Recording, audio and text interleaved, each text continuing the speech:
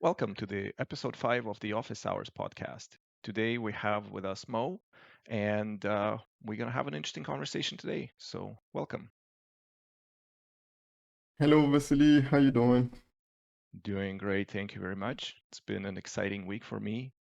I have started doing on call at my work, so I have to babysit the production environment, and it's kind of stressful to be honest, not going to lie. But you get to also have some time off after the call, right? I think so. I actually have to figure out how that works.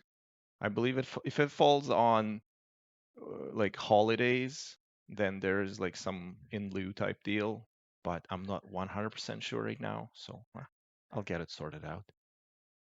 It'd be nice to have some time off for yourself Oh yeah. because if you babysit production, it's a very serious vigilante service. How do you Yeah, say it? yeah. Well, it's Yeah. not just me. There's like a big team involved. There's offshore people and I Okay. have the support of my teammates. But, it's like long hours. It starts early. And even though like the on-call hours are Toronto time, I'm Vancouver time, so it starts like extra early for me. But, How is that going? How is that going? Like I remember um how you it felt with the Vancouver hours. hmm Well, how you coping with that now? You know, it's gotten pretty good. I used to be like an owl type for pretty much my entire life. I would stay late, I would wake up late. Hmm. Whenever I could actually do it, whenever I haven't had a fixed schedule, I would like go to bed really, really late. Sometimes I'd go to bed like I would see the sunrise and I was like, "Ooh, I guess it's time to go to bed." Oh boy. Nighttime, I find it's very productive because it's very quiet. I It's agree. quiet out on the street, so it's very, very quiet. You can kind I of focus a agree. little bit better. You don't get distracted by, people texting you or phone calls or anything like that. So I did like a lot of good work um, at night back in the day, but it's like not very conducive for proper life within a society because you wake up late in the evening and like what are you gonna do? It's You see, I'm starting to feel like because recently hmm I've been doing a lot of study into time management and also energy management. hmm A lot of people talk more about like time management, but there is also the energy management because you don't have the same amount of energy throughout the day, right? right. Um, but I find like um late at night, you actually it, maybe it's just me, but I find myself being more productive at this hour hmm as well. So I'm wondering like, is this a is is is this a thing for everyone else? Like for example, I've spoken to some people who find like um morning hours um really more productive because they just woke up. hmm But for me, if I go to sleep and then I wake up, the first 30 minutes, 1 hour, especially if I don't go to the gym immediately, hmm it feels like I'm maybe uninterested in anything else. I just want to just sit and just probably just stare at the wall or something. So yeah, I'm wondering like how do you which ones do you find more suitable? Like even now with Right. your Right. changing schedule. That's a good question. I think for a lot of people, uh, especially these days, like everyone's sleep is just completely messed up. We have artificial lighting Mm-hmm. that's messing with our circadian rhythms. Uh, People tend to stay glued to their phone late in the night. And, I think we talked about it before about like the phone Yeah, usage a couple of yeah. episodes before. And Mm-hmm. it's definitely a struggle. They're very addictive and um you have this feeling it's like, oh, I have to go to bed. I have to go to bed. And then you just like scroll and scroll and scroll.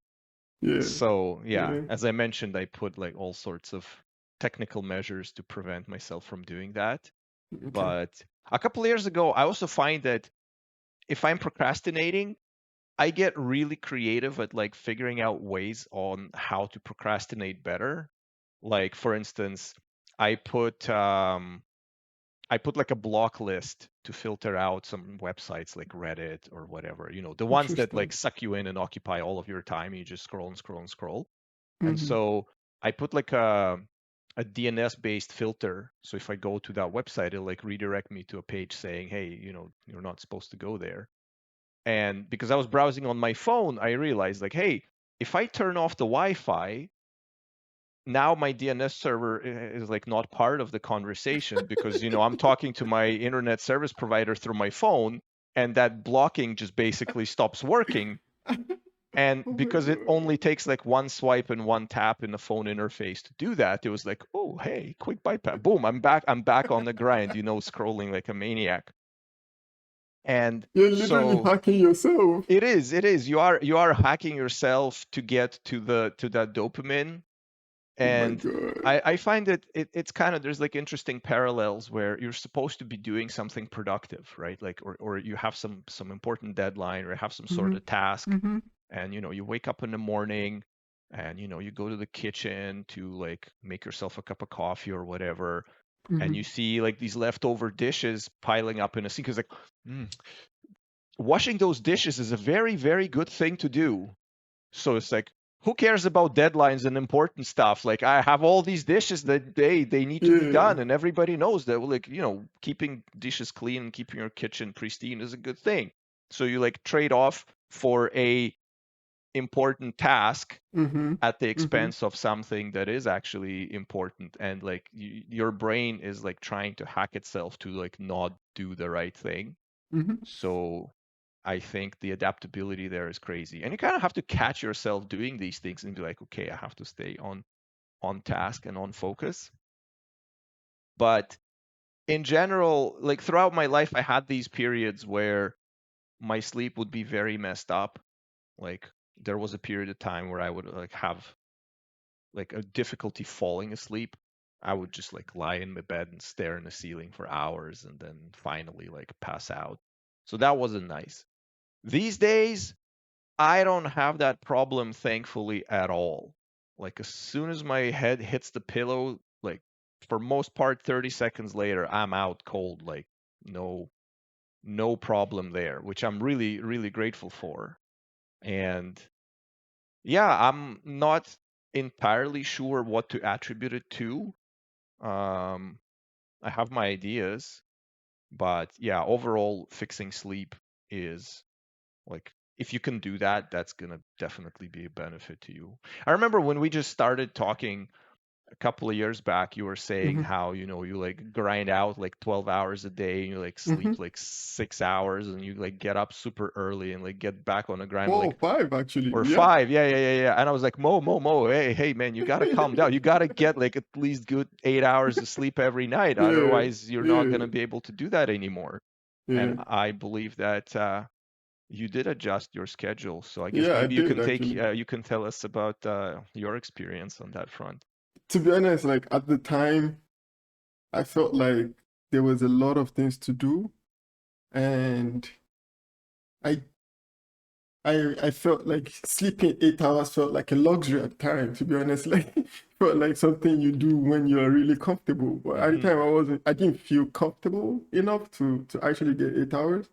So I feared that I would take some hours to actually, so my schedule was really crazy. Like I would wake up Hmm. in the morning. I had some things I was studying for at the time. So between like usually I get up around like 5:30 Hmm. thereabout. So I'll do some exercise 5:30. I'll do some exercise for like 30 minutes and yeah, prepare and then get on the table. And then I'm gonna study till like work time, which I start usually at around like 8:45, 9. Hmm. And I work till 5. At 5, I'm gonna go outside a little bit and come back home at about thereabout. After that, I take get some dinner, and between like 7:30 ish, I'm on the table again and back. I'm doing some work on like e-commerce or like any type of other things that I was doing at the time, and or like just learning some new things, really, literally, or maybe something. Anyway, I'm gonna be on the table till probably around 12 or Hmm. thereabout, and then I'm gonna, relax before because I don't like to just get out of the table and go to the bed straight.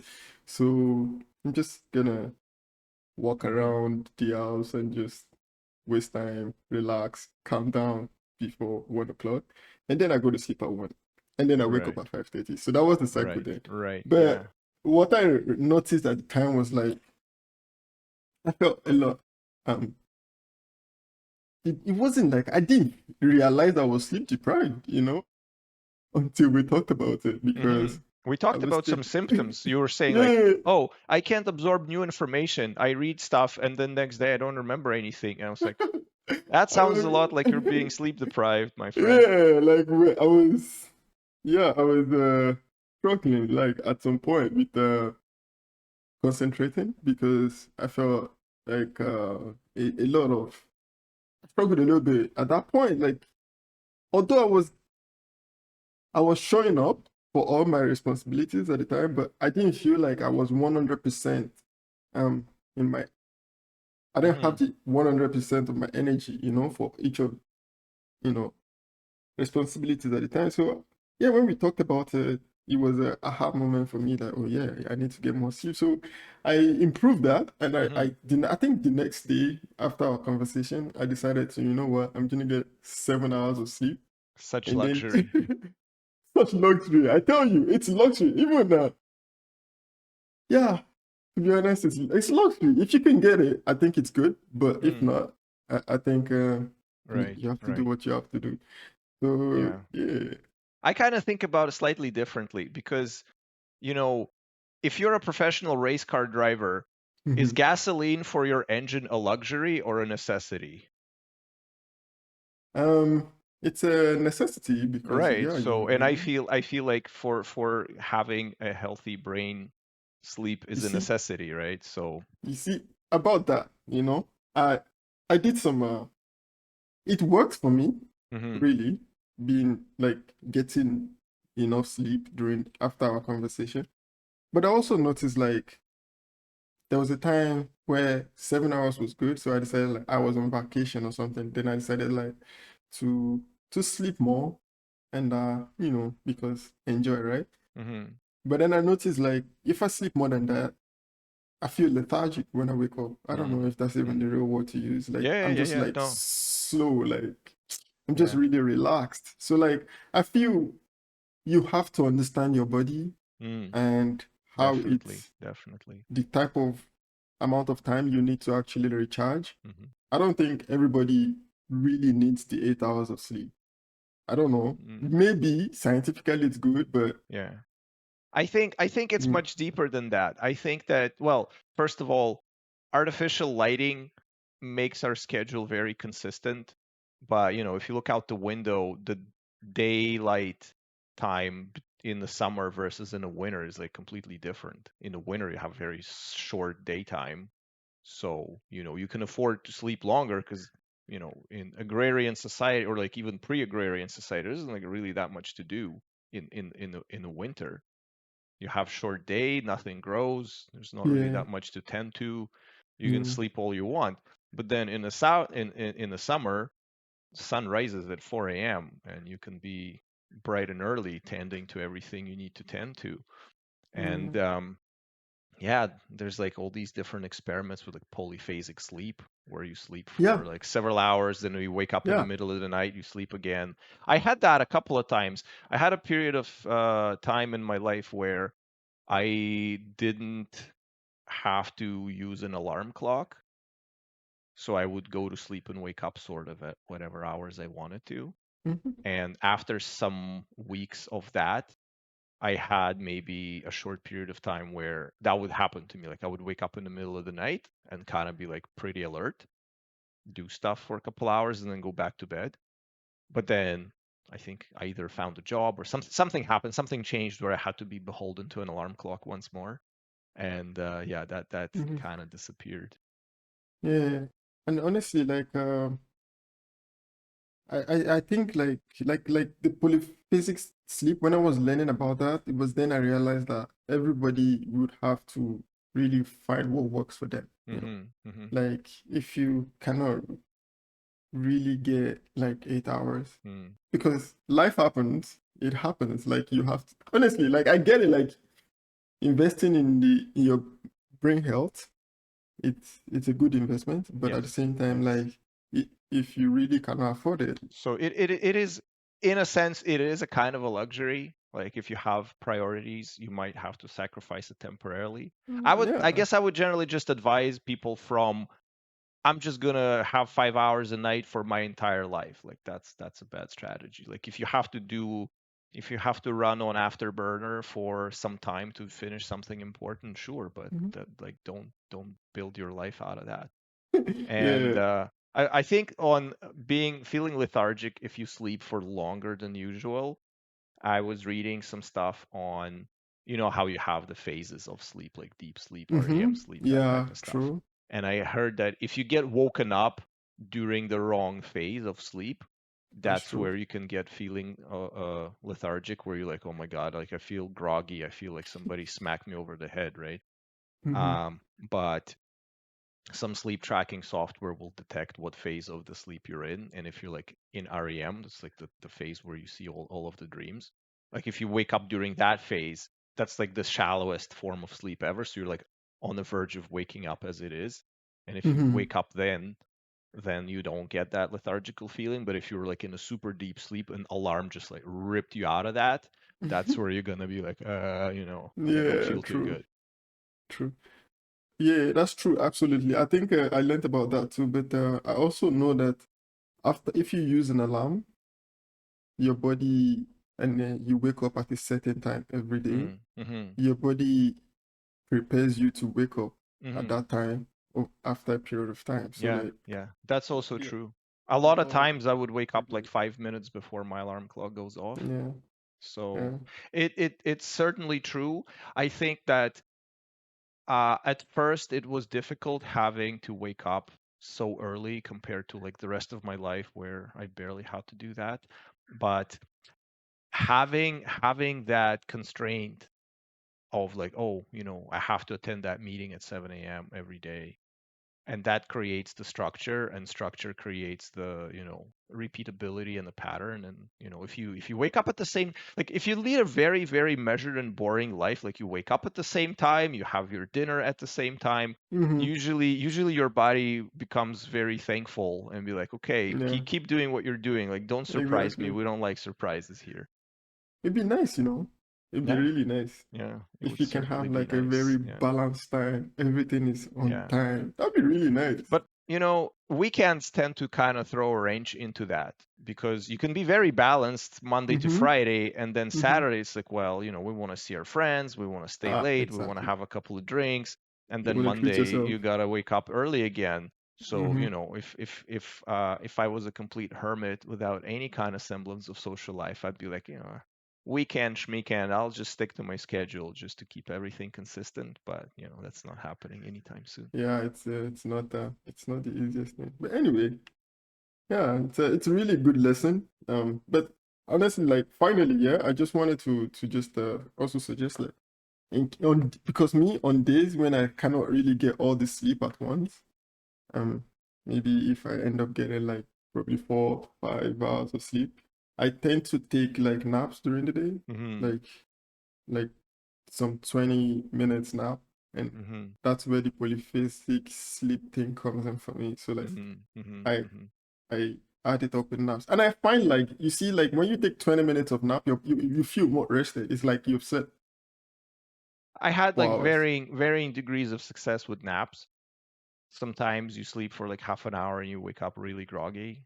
No, Sometimes yeah. not. Uh, so I like occasionally, if I've been working really hard or like doing Mhm. really long days, I do have a need for like a quick nap in the middle of the day. Because usually I wouldn't really have to do that, but sometimes I'm like, oh, I can have a little nap, and then I put Yeah. some podcast that sounds like a university lecture, because that stuff knocks me right out. It could be very interesting. It's just, you know, What kind of lecture? Like mathematics or Oh physics? no, no, not even necessarily the content itself. It's just like the level, volume, and the cadence, like that specific academic kind of delivery.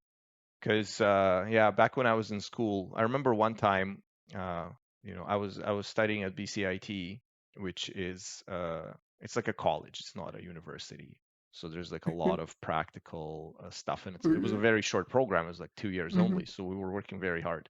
In fact, out of those 2 years, I barely remember anything in terms of what was happening with me. Like those 2 years just like blanked out of my conscience pretty much altogether. There's like a couple of moments here and there that I remember, but overall it's just gone. And so I remember we had an all-nighter working on a project, and as you do, you go to a gas station, get a bunch of Red Bulls, and just like chug a bunch of Red Bulls in the morning to kind of stay awake for the next Mm-hmm. day. Mm-hmm. And I went to a lecture, and I'm like, aha, I'm clever. I'm going to sit at the front row in front of the professor, and if I do that, I'll be alert enough not to fall asleep.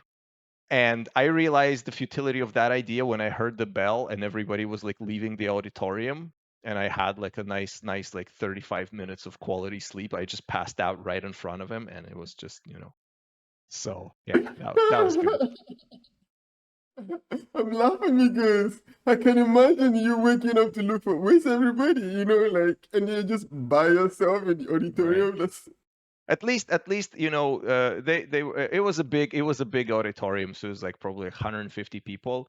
Because I remember seeing that video when it's like a smaller class of like 10 people, and one of them falls asleep, and professor goes like, and they all kind of get together and they start clapping, and oh this person wakes god. up and they kind of start clapping without understanding why they're clapping, but everybody around them is clapping, so you better be clapping. So yeah, nobody pranked me that day, and I'll take it. I mean, it probably would have been better because now you just missed the entire thing. You just like missed the lecture, but the sleep was. But you needed the sleep Yeah, I anyway. needed the But yeah, sleep. I needed the sleep, exactly. I can imagine that. I can really imagine that. That would have really like. Hmm. If you might have hurt your feelings because then none of your friends woke you up. Like Hmm. nobody. Yeah, as I said, like I don't really remember that much out of what was happening during those 2 years. Uh, I worked at a climbing gym, uh, part time, which was nice because I could climb for free. And we did group projects. We had exams, and oh yeah, because they had two intakes. There was like the September intake, which is the regular intake, and then they also had the January intake, which was like a delayed start. So if you started January, you basically didn't have the summer off. Like you had maybe like a week in August, and then next September, the second year would start right away, right? So it was very compressed.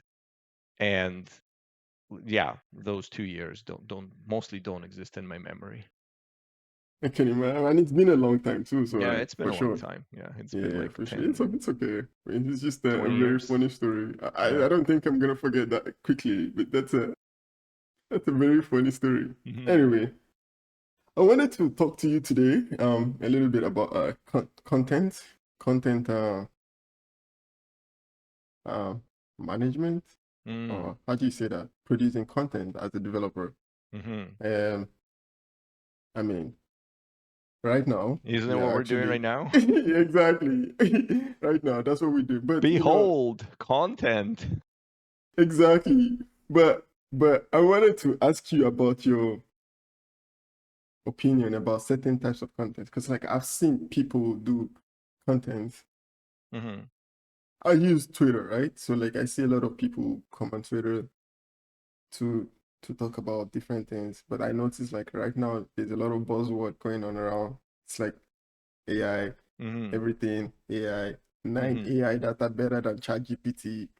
Here are the list of 10 AIs that is better than ChatGPT. And Whatever, AI whatever. probably wrote that list. They didn't write it themselves. Probably, probably. But the thing is, like nowadays, with like all the tools that we have now, I don't know if you also notice like Copilot, I'm familiar. um, Copilot, Tab9, those guys, all these tools that we have nowadays. Like, I'm because then I started a blog, right, where I talk about like tech stuffs and like different front end or stuff. But the question I have for you is like, what type of content do you think, um, in the blog space especially, would you be suggesting that would be useful for people these days, outside of 9 list of artificial intelligence tools that can help you speed up your performance or whatever they wrote Oh these yeah. days?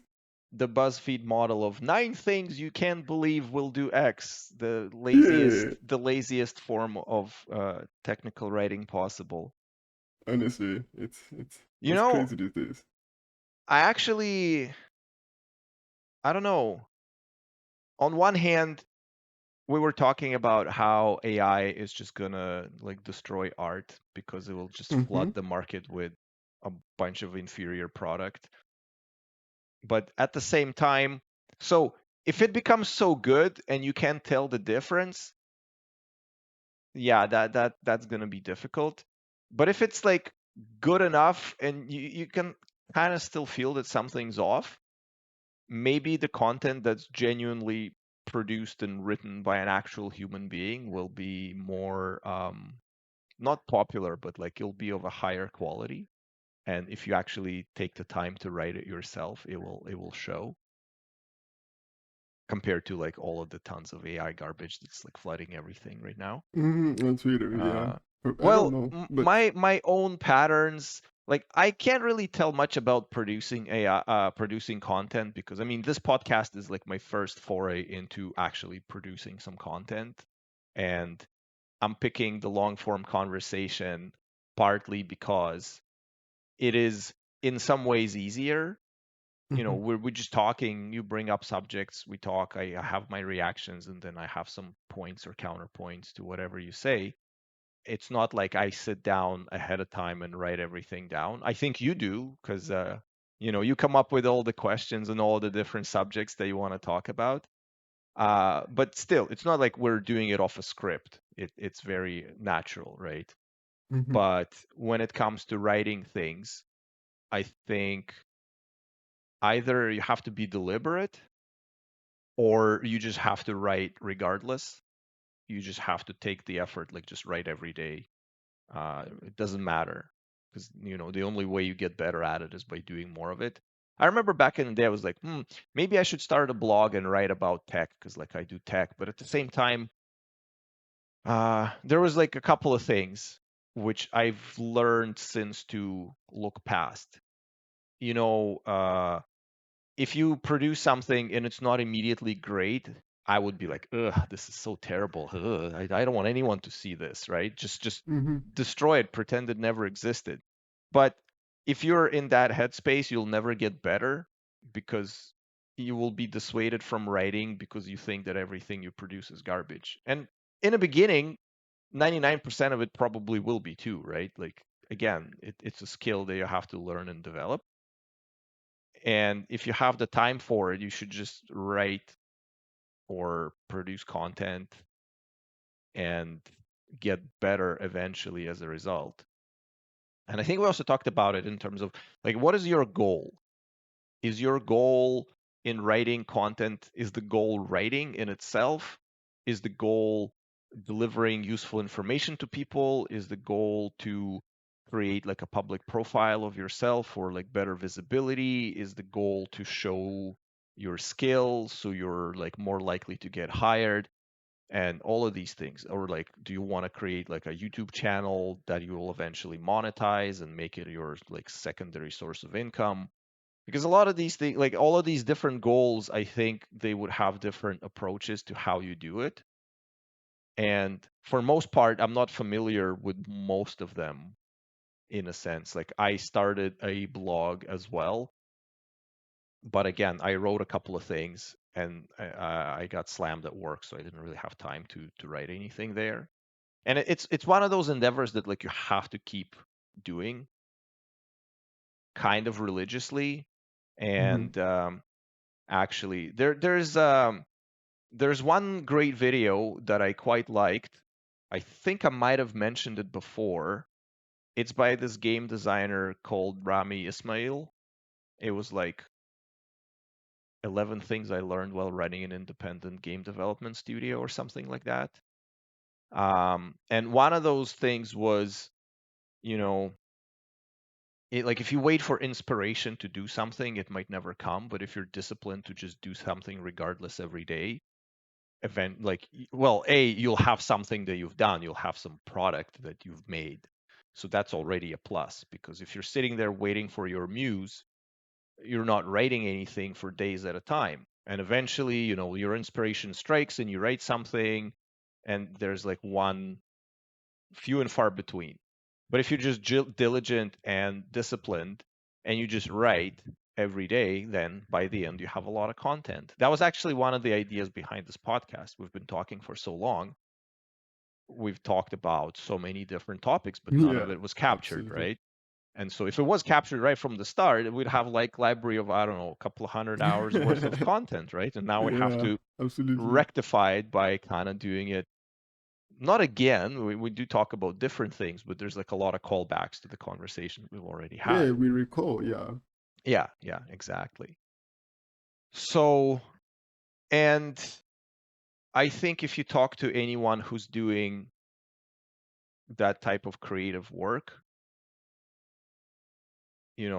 some writers say I would have to, like, why would old school writers go to the boonies with their typewriter completely disconnected from civilization and write? It's like to minimize on the amount of distractions they have in their life.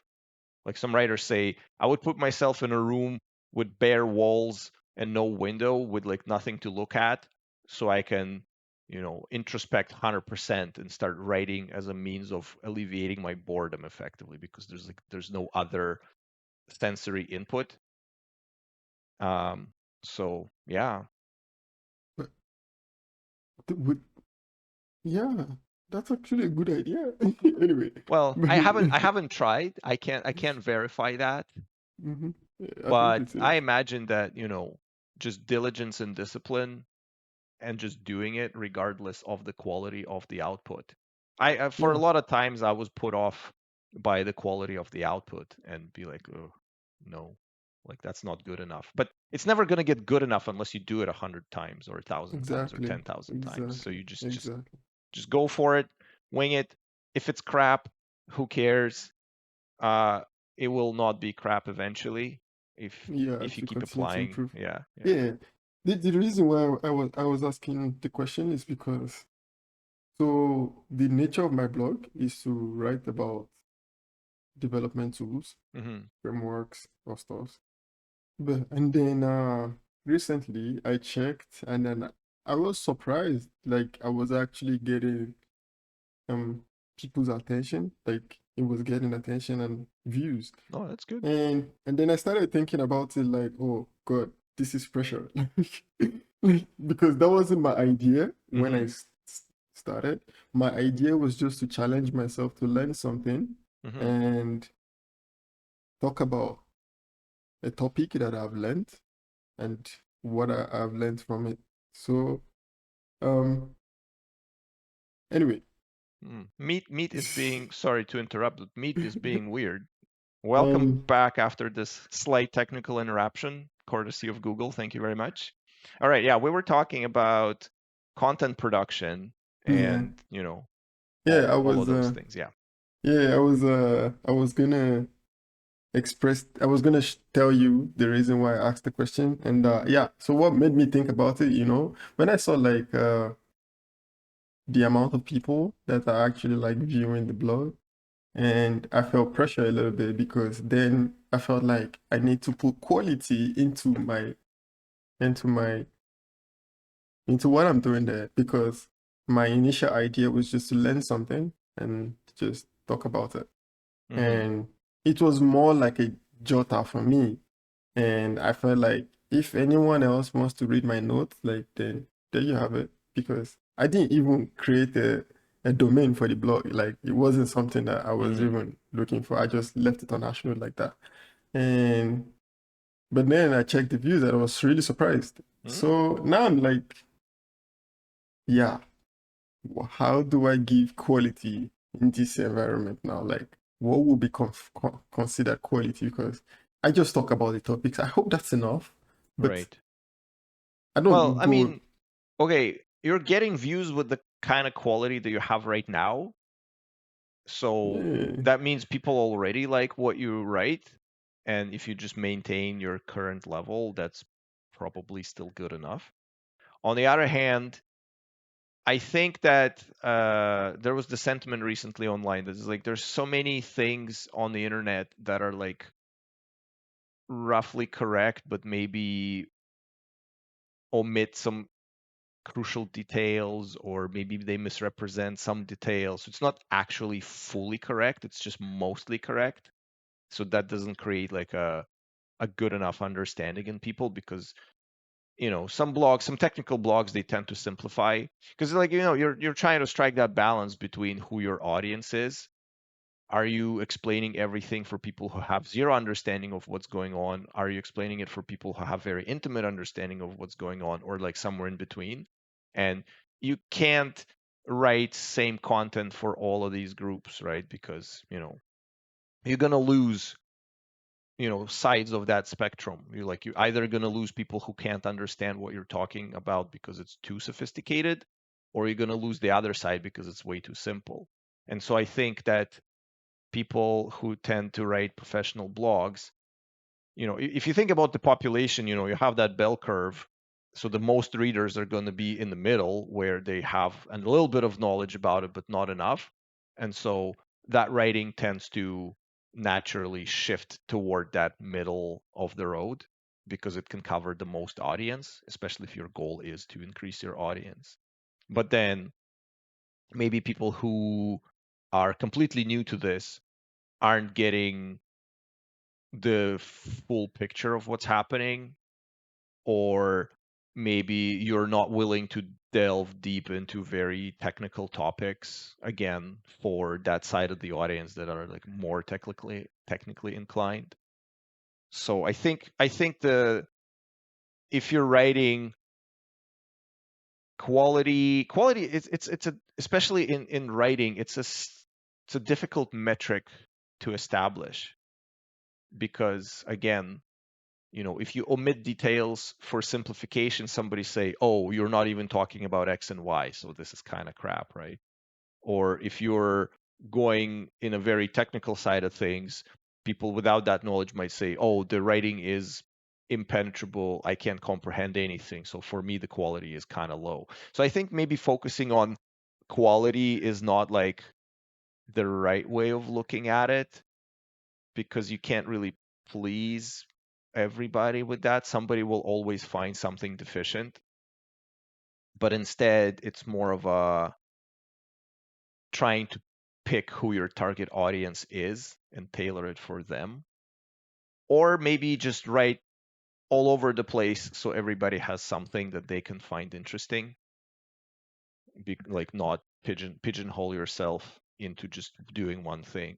Because I also think for like a lot of creators, not necessarily for writing, once they start getting a lot of feedback from their audience, they will inevitably start changing their presentation to, you know, fit their audience better. Mm-hmm.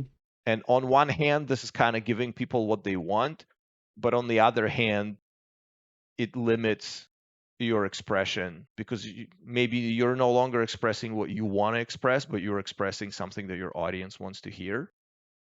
And is it like, I don't know if there's anything wrong with that. It's more of like a choice that you're making. Because like there's some people who write without a slightest care about any kind of feedback or whatever other people might think about it. They just do it because they want to write.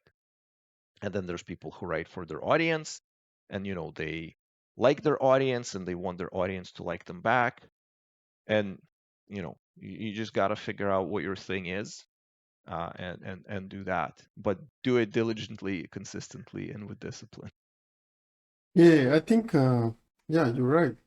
Maybe I shouldn't think much about um, quality the way I'm thinking about it, because you're right. You cannot please everybody, you know? I think also that maybe I just continue like this. Maybe it's a good idea to just continue the way I'm doing it. Maybe I will learn how to maybe write better, or Yeah, maybe yeah, or like stuff like that. But because I yes. was thinking about so for example, like I write like just my understanding, really. Like if you ask me something like what will I say about this particular stuff? That's literally what I write. So I'm not like going into several details or like chains of examples or stuff like that. I just like give, just quick definitions and like quick, just what I know Mm-hmm. learned from the topic, really. But yeah, I think that's enough. But Right. it's just, it's Yeah, just yeah. at some point maybe I will be able to write better because I can see for myself now. Like I think I've gone like what, like 5 articles in Mm-hmm. also, and um I learned something new in the last Yeah, yeah.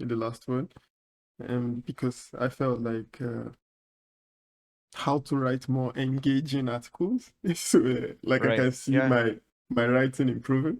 So that's good. Mm-hmm. But Yeah. about quality, Yeah. maybe I should just keep relax a keep little keep bit. doing what you're doing, and we'll put the Yeah. link in the description so all of the 25 subscribers to this channel can be exposed to your writing. Yeah, I And if you're mean, yeah and if you're I watching mean, this and you're not subscribed, hit that subscribe button. You see how the platform sort of forces you to change the thing you're doing. It's yeah. kind of funny, like you look at some YouTubers who are really Mm-hmm, popular, and if they kept their entire catalog untouched, you start watching their very, very early videos, mm-hmm. and they do not have a persona in those videos. They're just like an average person. They just like Yeah, talking true. about, they're like maybe playing a video game and like narrating, and they're Mm-hmm. just like having fun and chilling. And then you look at the latest one and it's going to be, hello YouTube, blah blah blah blah blah, please like and Of subscribe. course, All of of those things, course. because the platform Yeah. forces you. It doesn't Mm-hmm, force you, but if you don't do it, you don't get the kind of engagement and monetization that you otherwise would. And so it does change how you mm-hmm. do your thing. And in fact, you have to create that personality that like is very different from what you are. And it's kind of funny because with passing time, it becomes more and more exaggerated version of itself, up to a point where it kind of becomes comical. But Yeah, I mean, hey, whatever works, right? So yeah, if again, facts. and that is, I think, in a lot of ways that modulates, or rather that is being modulated by your goal. Because if your goal is to retain your audience and have your subscribers and have your super chats and have your ad revenue, you need to do it, right? Like especially if that's your like primary source of income. You get pigeonholed into these things that you can't really get out of. Like for instance, I remember watching. I mean, I still watch this guy. He's pretty entertaining. Who's But that? um, what is the name of his original channel? Uh, Masha Medani? No, no, no, no. Nothing as but so there's this guy, right? He used to play this game called Escape from Tarkov, which is like a multiplayer Oh, shooter, very ooh. sophisticated game, like a lot of technical knowledge they have to know to play it well. And he was playing it well, and then he released a video saying, "Oh, I have to start a new channel because I want to play other games." But when I play those other games on my main channel, I don't get the kind of engagement because people come to my channel to watch me play Tarkov specifically. So when I post the videos of other games, people don't watch it. My content gets deprioritized, so it doesn't appear as often. I start losing subscribers, I start losing Hmm. revenue. So, as much as I'd like to diversify my content and the kind of games that I play, I cannot because the algorithm effectively punishes me for it. So he started a whole new channel where he plays like Call of Duty DMZ. And it's the same guy, but he has to come up with like this different persona, Yeah, different yeah, style to kind of have these two distinct brands almost. And yeah, I think that for a lot of content creators, especially on YouTube, that's that's like this algorithmic hell that they end up in, where they're so molded by what they've become, they can't break out of that any yeah. longer. You know, It's you like, know, you think Mr. Beast wants to do those videos all the time? Maybe, Probably not. maybe not. Who knows? Probably. But he kind of has to because otherwise his empire falls apart potentially. Yeah. Like about that, yeah. I was actually already started I started thinking about this already, like I aside like writing in like tech stuff, I also want to write like experiences I have, like regular experiences, like sleep, Hmm. food, diet, exercise. I want to just write different things. But then I started thinking about it, like I cannot just finish talking about Angular and optimization, and then the next thing I talk about is carnivore diet or like whatever, like, like that's two different things. It is, yeah. But But I mean, anyway, okay, like if you have a profile blog that's for Angular only, that would be weird. But if it's just your personal blog and if you look at some popular blogs that go back a lot of years back, they have a lot of different topics that they cover. Like you don't have to. And again, who cares? The person who's not interested in carnivore diet, and they should be, is just gonna not read it, or maybe they'll read it and be like, ah, this guy is crazy. Nobody ever does that. And maybe they'll even comment saying how angry they are about all of the oh things you wrote. But that yeah, drives engagement. So again, who cares? yeah. You know. Honestly, initially I don't want to leave comments on the blog, Mm, but um I guess it's a thing that mm. helps. So yeah, we'll see. We'll I see. don't know. I don't know. YouTube comments is like its own version of hell. At some point in time, I had an ad block setting that would actually remove the comment section off YouTube Really? page entirely But it's because good, I YouTube guess. comments, I think so. It there's helps with engagement. there's nothing. Well, I mean, it helps with engagement, but it doesn't mean there's anything good in the actual comments. Like the content of the actual comments, 99% of the time is trash. So, unlike I the don't know. very thoughtful and excellent comments that people leave under my videos, thank you very much. You're welcome. You're welcome. Yeah, and yeah, I was actually gonna compile a whole bunch of information about the carnivore diet. I even like bought a domain for it at some point in time, but then I realized that like it requires a lot of dedication and a lot of effort because I wanted to kind of have like cross references and like links out to like various podcasts, and it requires a lot of effort. So for now, I kind of like tabled that idea, Hmm. um, because for instance, a lot of times I would watch some podcast from some conference, like a medical conference or like a nutrition conference, something like Ancestral Health Foundation videos or something online, and there's going to be a presenter talking about some topic in this space, and he would be saying things that like corroborate some ideas that I had. I'm like, oh yeah, I could link out to that on that article about that particular topic, right? But it just requires a lot of time investment, which I just sadly don't have right now. And I don't know, maybe I do, but then I wouldn't have any life whatsoever left. I mean, Yeah. yeah, So. yeah, that's true. Like recently, I had a one-on-one with Mhm. uh with someone at work, and we were talking about work-life balance. And yeah, I find like apparently everybody will have to find a way to get that balance for themselves. Yeah. But I don't know. Do you think it's a myth? Do you think there is actually work-life balance if you work in this industry? Like I was talking also with my friend one time, and we talked about people in other industry. I don't know enough about other industries, right? Mhm. But I know about this industry. Like here, if you really want to get to if you have a like a level like that you or like a particular standard that you want to build for yourself in the industry, I don't really think closing your laptop immediately after work, um, every day. I don't know how soon you will be able to get to that. It depends on what you do at work though. Right. But but I feel like you still have to put in extra time, like somehow, Right. like maybe during the week or maybe on the weekends. But Mhm. I feel like for you to make the difference, like to really get up the ladder, Right. Right. I think it will require some. So I'm wondering like, uh, how do you explain to someone that you're done with work, but you're still kind of working? You know, so like, Right. Yeah. I think we did cover on this some time ago on this whole idea. And recently I started watching this channel called The Primogen. The guy's pretty hilarious. He like runs a Twitch stream, but he like clips a bunch of stuff on YouTube. And he had a conversation about like people who spend inordinate amount of times doing code just because they feel like it. And mhm, for now we ultimately live in a market economy, and people who spend more time acquiring skills are going to be or are going to end up in a better position than people who choose not to spend extra time to acquire skills. So ultimately, it's all about where your direction in life is, or like rather where you're trying to go with this and what your goals are. And I think it also depends on like the stages of your career, uh your personality. There's people who just have fun working 80-hour weeks, and like who are we to say no?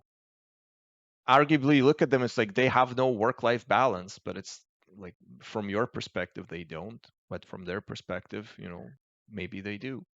yeah, I think work life balance is meaningful in a situation where a lack thereof actually is causing you some sort of grief or suffering. And that one, it's like, mm, by the time you notice that it became a problem, now you have a problem on your hands, and now you have to figure out work life balance. So it's a very expansive kind of subject. And everybody has different priorities in life, and sometimes you need to prioritize things that require you to work a lot of hours. And yeah, you have to make adjustments. And sometimes you don't have the luxury of not working that much, right? Not everybody is as lucky to be in IT, where we're fairly well compensated for most part, even though this is Canada and it's like nothing like United States. I know, Yeah, I right. know. Am I right? But then if you think about it, like people in India, they work a lot in IT as well, but they're probably not getting compensated nearly as much as people in Canada are. But is that fair or not? I think it probably is. Cost of living here is completely different and all these other things. And, whatever the market will bear, so to speak. But Yeah, back to like the work-life balance, I think you have to figure out your level of comfort that also allows you to reach your goals. And you have to you have to understand the direction in which you're going and where you want to end up. Because if you focus on comfort too much, you might not achieve everything you want to achieve, but you'll be comfortable. But the problem with that is you're trading the short-term comfort right now, especially if you're in the beginning of your career, if you're just starting, you it's probably the best investment of your time to be on the grind. I agree. Yeah, if Like anyone, that's the yeah, time to acquire all of the skills and all yeah, of the networking, and also people in the very beginning of their career. I think right now a lot of people, they sort of like requalify from other fields into IT, so they might not be as young. But usually if you just graduated university, go work your ass off. I know you're not getting paid as much, and mm-hmm, the hours suck, and the tasks probably suck, and you're doing mm-hmm, boring work. mm-hmm. But yeah, I would come back from school and get on my computer and just do stuff. And that happened for a really long time. And being like uh, borderline antisocial nerd that I was, it's Yeah, like it fit my personality really well. I didn't have a problem spending, every waking hour behind my computer. And I think we did talk about it before as well. yeah. So Honestly, like, yeah.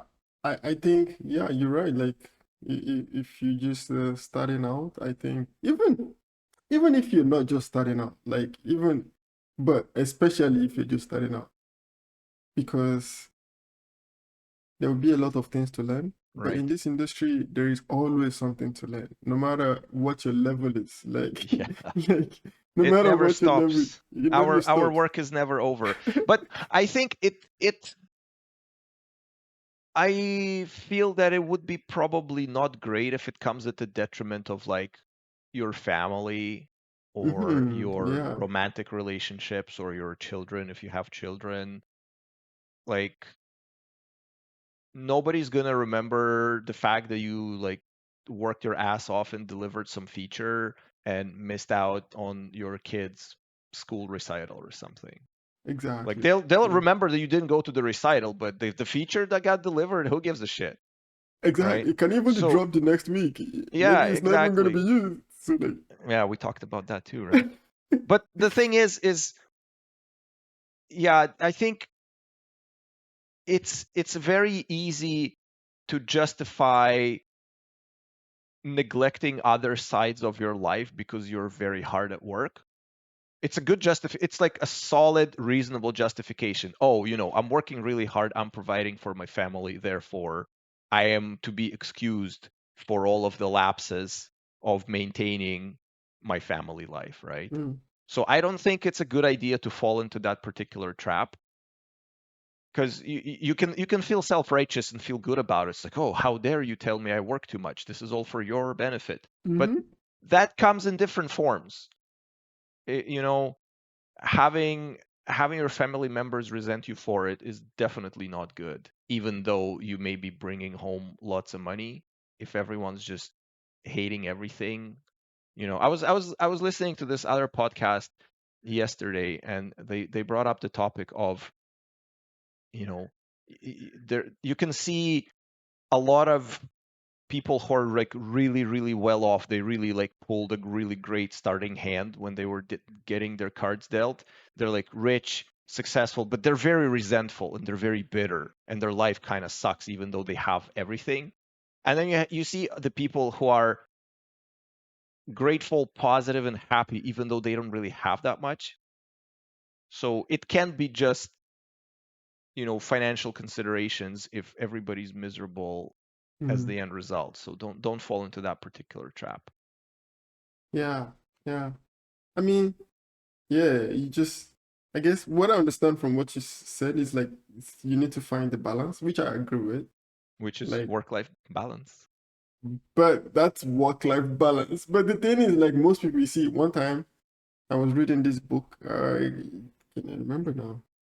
There was I, there's a book somewhere I was reading.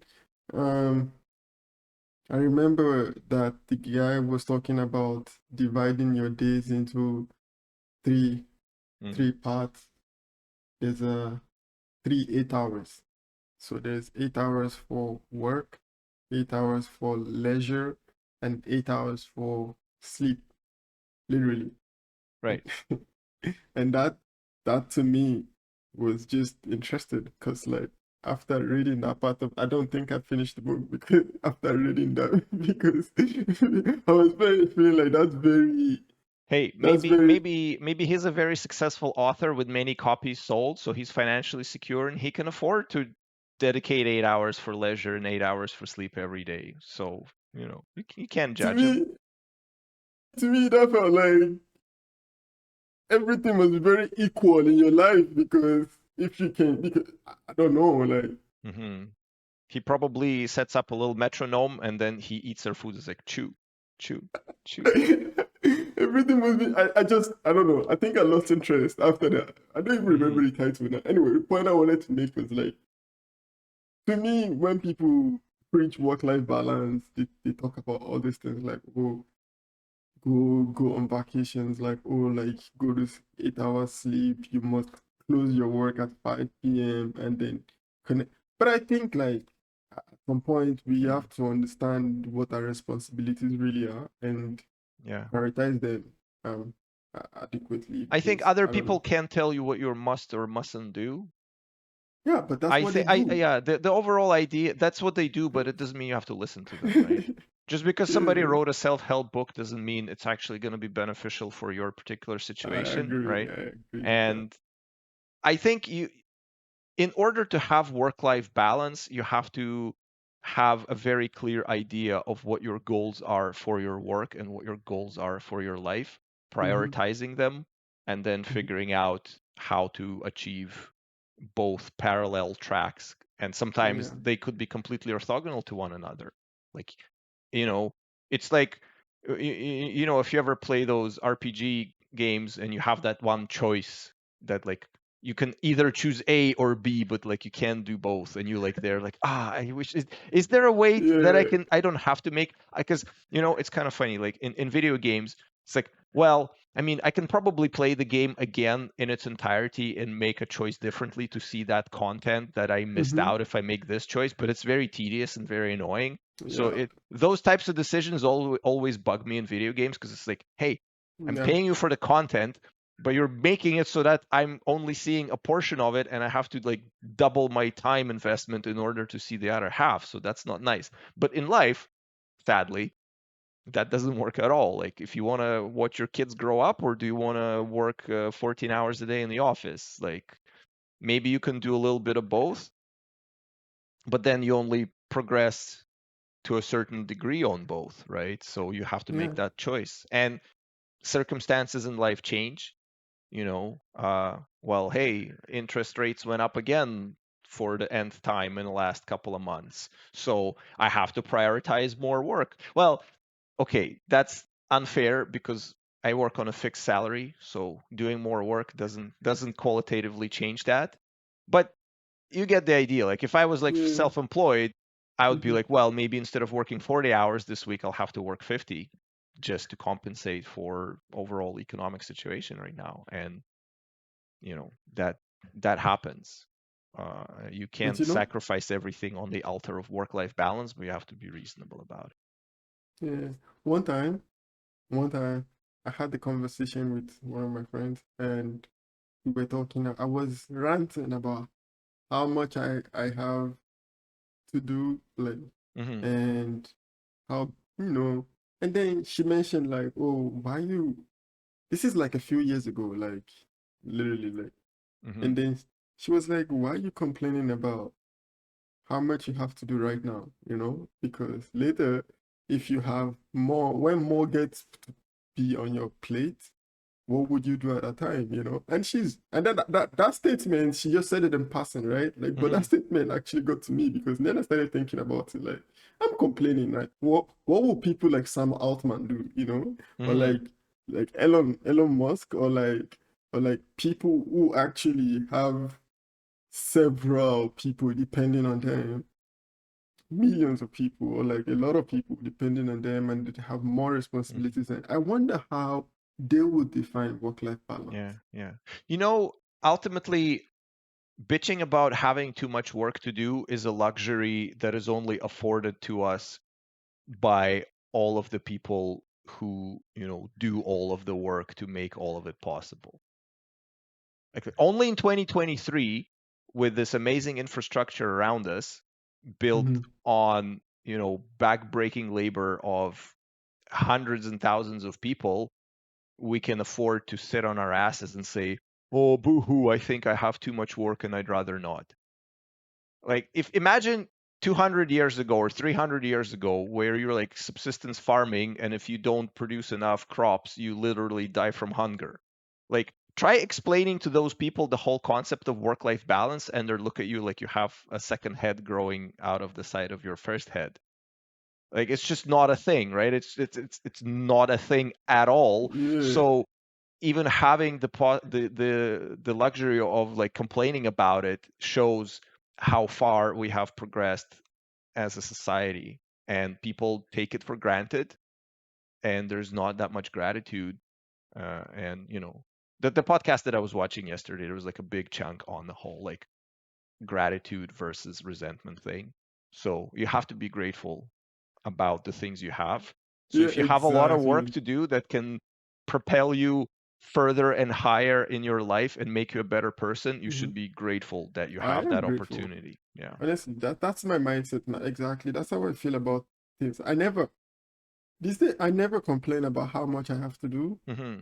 I don't, because I'm actually happy. Like the thing is, like when I'm meeting someone now, I think it's one of the first thing I put on the table. Like I, I do try to do a lot of things, and I Hmm. actually do a lot of things. It's just, so maybe like if it happens that I'm not as available as you would want, you have to put all those things up front. So, but I'm happy for the things I have to do and how everything. So yeah, I'm grateful. And I think that helps me to feel better and to release the so-called stress, because I never really get that stress. But, I mean, it could happen. I'm human, so, but Hmm. it really helps. But yeah, I think at the end of the day, like work-life balance is it's subjective. Yeah, Can we very agree on much that? so. Okay, good. Yeah, for sure, for sure. Subjective. It's It's nice to have if you can do it, and in the situations where you can't do it, you know, you work hard now. Well, yeah, there's this sort of, you know, there's this idea of if I work super hard for my entire life, will I be in the condition to enjoy the fruits of my labor when I'm like old and sick and everything? And which is certainly true, right? You could be, burying yourself at work, and by the time you're ready to enjoy the fruits of your labor, you're no longer like fully capable of doing that. yeah, So that's true. you kind of have to balance it out, like actually do enjoy the fruits of your labor while you get the more out of it than later, because Yeah. for like, you can go to YouTube and you can look for these videos where they talk to old people and they ask like about their like biggest regrets in their lives. It's very illuminating. No, Yeah, I but guess nobody, very few people say they wish they spend more time at work. you know what? A lot of people talk about willing to have more experiences in their lives and like saying yes to more things. You know what? Yeah. I read there's this part of the Bible. I read the Bible. Hmm. So there's this part of the Bible, I think that was Solomon. Hmm.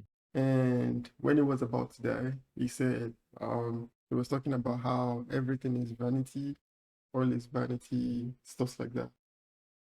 But this is how I feel. And I'm glad that we're having this type of conversation, because Mm. I want someone else to listen to my thought.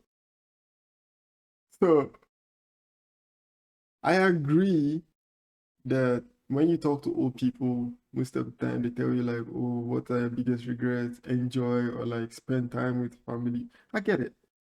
But you see, there are stages in life where things start to make sense to you. When when I was much younger than this, there were some things that I did not that I hear other people say, but I couldn't really understand it really. Hmm. No, but it's so like I feel like different stages in life, we say different things and we understand different things as we grow older. Yeah, of course. I feel like if someone who is 90 years old is talking to me about not doing, like about taking more time to like relax, taking more time to enjoy, I mean, it's good advice. It's not bad advice. It's just that you're 90, you lived your life, you did everything that you could have done, or that Well, you should have, that's I guess what I'm saying is that the biggest regret is that they haven't done everything they could have done. Right? That's the or biggest that, regret too, right? or that, It's like like you, either not spending enough time with their loved ones or not, you know, achieving their full potential, not doing everything they could have done, not yeah, saying one of yes those to enough choices, people. Yeah, yeah, yeah. one of those things, but you have lived your life till 90. I don't, if you tell me that if you give me an advice like at 90, like, oh, all is vanity, just I don't know how to take it, because It's I'm like looking at you easy like, for you to say, right? exactly, I'm looking at you like, you can afford to sit here and play chess 10 hours and just live your life, because you have lived your life. And Hmm. like, the distance between me and 90 years old now is a lot. Like, Yeah. maybe when I'm like 80, these things will start to make sense. But I don't know. if I want to wait for when I'm 80 before it actually Right. start making That's sense, you fair. know? That's fair. So But I I think don't know. you also probably want to set up your life so by the time you do hit 80, you did the things that you wanted to do, right? So you don't feel like Yeah. you're missing out. I don't know. It's getting very esoteric again because I'm fairly far away from being 90 years old. So I still have a bunch of things that I want to do with my life. Yeah. Like, And I think also if you're just graduating and you're like in your early 20s, I had zero clue about what I wanted to do with my life at that age. And anybody who pretends that they know what they want to do to like in their life at that age, they're full of it. Like honestly, I do not believe for a second that somebody can have that grand plan for their life at 20 years old. oh, they are. Especially now, again in that very rarefied air of access to infinite source of information and like all of the pleasures of the world, Mhm. where you can be as hedonistic as possible for as long as possible. You're going to come out and say, I am 19 years old and I know exactly how I want my life to unfold. Yeah, Ooh. right. Yeah, right. So yeah, you're correct. As your life progresses, as you accumulate different experiences, you uh, get better at prioritizing what really matters, right? And again, it's Mhm. purely subjective because the things that really matter to one person could be completely different to another. I think there probably are some human universals, like children, family, like as much as we try to pretend like that's not the case, like that delusion doesn't really work out. You still, in order to be considered human, you kind of have to partake in those things, I feel. Yeah. So Yeah. calls to hedonism and things like that, uh, I don't think that they're going to work out in the long term, but that's besides the point. But where was I going with this? I had some idea in my head. Yeah, like accumulating different experiences in your life. But the Mhm, whole thing mhm. too is you have to actually go out and accumulate those experiences. You have to actually go out Yeah. and do stuff and go places and read things and listen to music and like watch different things. Like because the more experiences you accumulate, the better your um sense of direction in life becomes in a sense, I think. Because you, Yeah. you need a lot of bases of comparison to make value judgments about things. And if you're not able to make value judgments about things in your life, you cannot achieve your goals. So uh, You that there. also set better goals. Three deep, five me. You're also able to set better goals. Yeah, that's true. You can also set If better goals yeah, and because achievable goals is a big thing too. Um, you have to be able, like, people are not really. I was watching this podcast about this interesting form of schooling where it's like it's for small kids, and they said this phrase that's like for like a third grader, the maximum span that they can reliably plan for is like the end of the day and maybe tomorrow. what else would you plan for?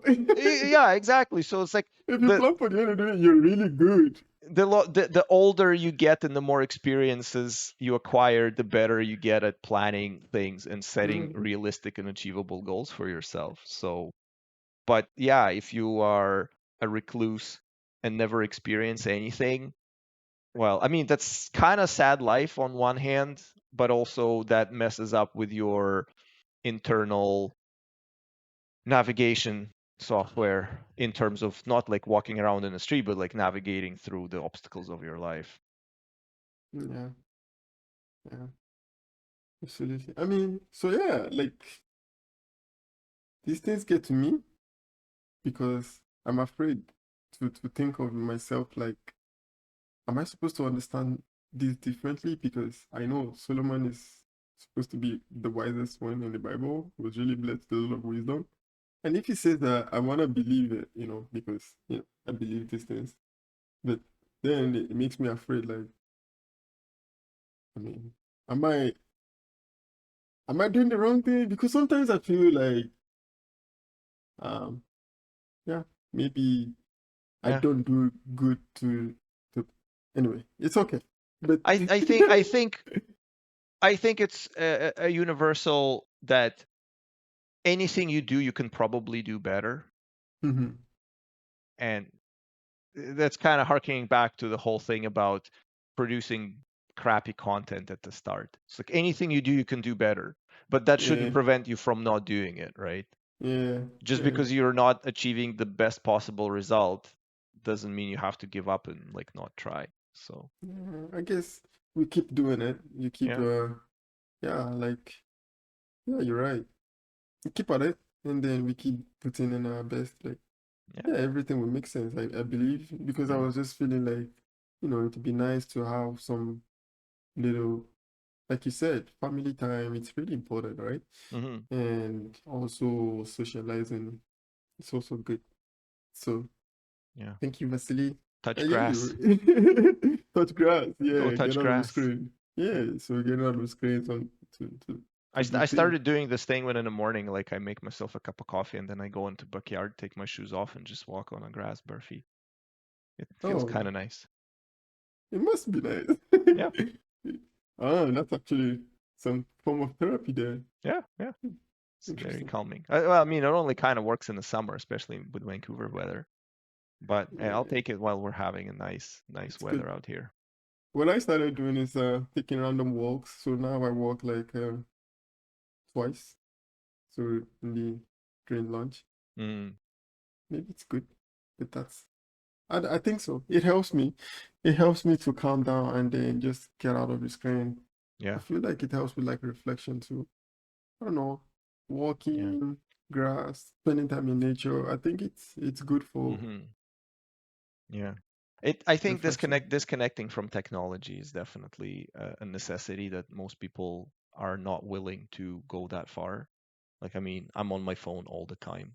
I shouldn't be on my phone all the time. Like, I actually should just not have it with me and go on a walk and not listen to stuff. As much as I Hmm. enjoy acquiring new knowledge through listening to various podcasts or whatever, it is entertaining and I learn a whole bunch of stuff. Sometimes there's definitely the need to just stay one on one with your thoughts and like things through. Yeah, that's good. Yeah, yeah, it's important, I believe. Because I think the other thing too is you start thinking about some of the things in your life and those thoughts can be quite unpleasant, right? Maybe like you're not achieving the goals that you've set out for yourself or something like that. And so you again, remember how we talked about how your brain would like trick you into doing pleasant things versus unpleasant things? Yeah, yeah, Yeah, we yeah. did talk about that. Yeah. So that's again same thing. It's like why would I think unpleasant things about the direction of my life where I can just plug in some podcast and just like do. But it needs to be pondered. You need to think about it. You need to consider it. And if you don't, eventually you fall off a cliff because something in your head is telling you like you have to adjust your direction in life. And you're like, nah, Mm-hmm. it'll be fine. And you Mm-hmm. just keep on going in the same direction you were going.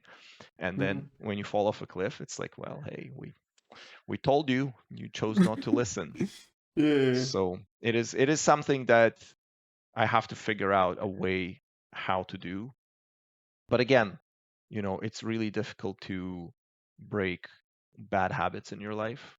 And, yeah, a lot of things in our life today is designed to be addictive.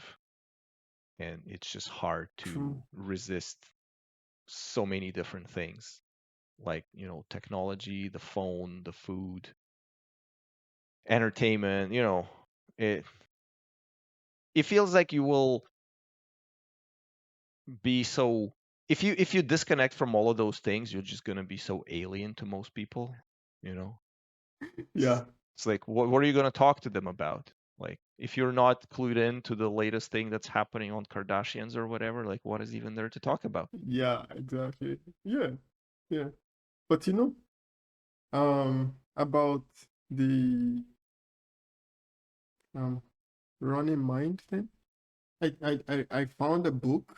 Mm, I mean, Yeah, if we do a book plug here, we better get endorsement. Anyway, I found this book. It's like Focus. Mm. I forgot the name of the author, but it's blue covered. Focus. Hmm. Um, it I talks a haven't lot read of it. it talks a lot about um um these issues with like maintaining focus, and anxiety is one of it. Mm.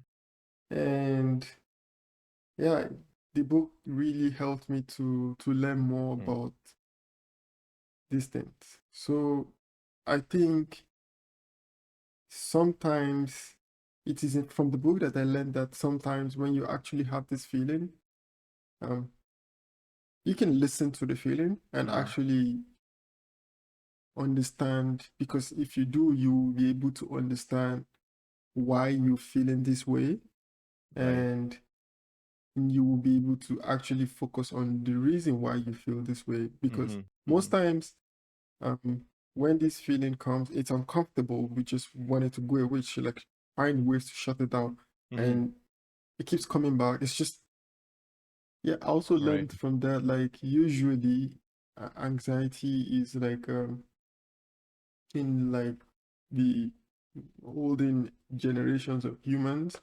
it's from the Fight or right, flight. Fight or fight or flight. flight, Yeah. yeah, response. So there is something going on, and Mm. you have to pay attention to what's going on. Right. So yeah, I feel if this is what I would suggest, like being able to actually pay attention Yeah. to the things going on. So for example, Yeah. if it's about a goal, maybe um you can pay attention to what to do better in terms of, like, I don't know. Right. It's I think the book would do more explanation and better explanation of what I'm thinking about Yeah. than what Fair I'm enough. saying. Yeah. I Yeah, think I so think there was this interesting idea that it's like, yeah, we have the fight or flight response, but again, because you know how if you do like sensory deprivation exercises where you like deprive your brain from sensory inputs like noise or mhm. anything, right? It effectively it like starts hallucinating things because Yeah, it's creating things. accustomed to a certain level of signal. So where Hmm. that signal drops below certain level, Hmm. the brain basically goes like, well, there has to be something there, and tries to fill it up with things, and I actually start hallucinating things that aren't happening with you because like Yeah, that void needs to be occupied by something. true. And I think it may be similar with anxiety because of Ah, how safe our life is these days. You don't have too many like too many signals for actual danger that you have to be alert and you know vigilant, and maybe your brain is just filling it up with some signal in absence of everything, and yeah, people get anxious because it's like, well, something should be hiding behind the bushes, god damn it, that's how I have evolved, so I better generate yeah, some signal making you yeah, freak out about things. And yeah, on a true. different aside, I used to have anxiety problems a couple of years back, a bunch of years back, and they're not fun. No, They're not fun at all. no, not at all. But I mean, some things changed in my life. I cannot attribute it directly just to that thing, but you know, when I went carnivore, I had basically zero problems with anxiety these days. I used to be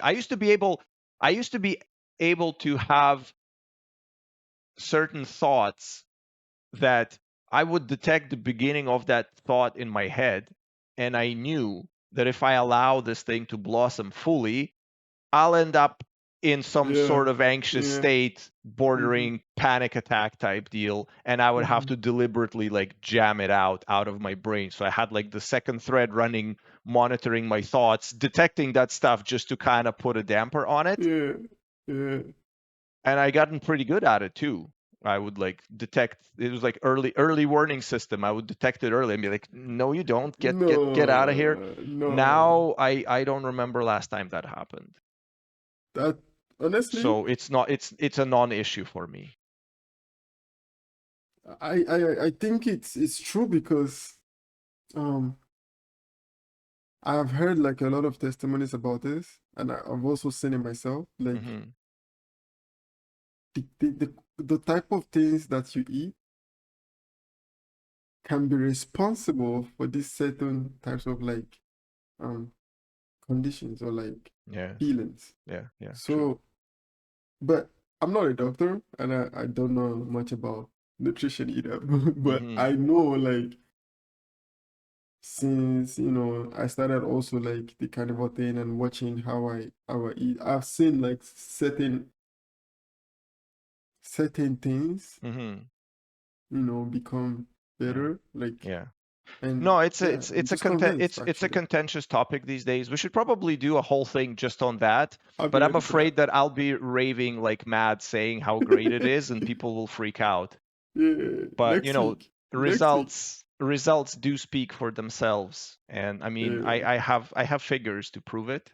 And I mean, I have a lot of subjective things too, but I also definitely have the actual figures to prove it. So it would yeah. be interesting to talk about this Uh, sort of focus on that subject. So maybe next week we'll do that. maybe next week. Maybe next week. We'll see.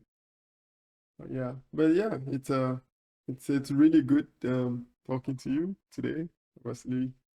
Thank you again for your time and taking all this time to actually like listen and give your advice. It's really nice. Thank you very much, Oh, Vasili. you're very welcome. It was a very good conversation. I had a Yeah, blast. I enjoyed it So too. yeah, Thank you. next week we'll do it again. All right, see you. All right, see you. Thanks everyone for joining us. Have a great day. Goodbye.